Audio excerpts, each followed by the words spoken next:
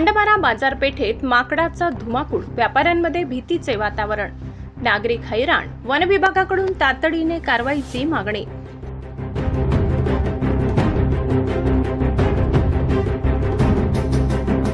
नवापूर तालुक्यातील प्रमुख बाजारपेठ म्हणून ओळख असलेल्या खांडबारा गावात सध्या एका माकडाने अक्षरशः धुमाकूळ घातला असून व्यापारी, महिला, लहान मुले व नागरिकांमध्ये भीतीचे वातावरण निर्माण झाले आहे।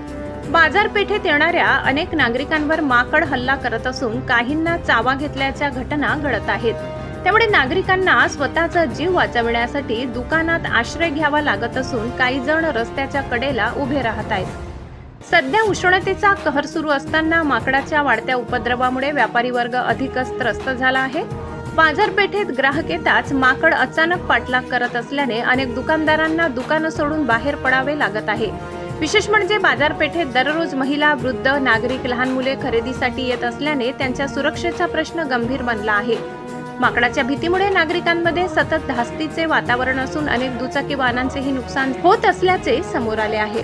नागरिकांनी अनेकदा वन विभागाकडे तक्रार करूनही अद्याप माकडाला पकडण्यात यश आले नसल्याने वन विभागाच्या कार्यपद्धतीवर प्रश्नचिन्ह उपस्थित केले जात आहे।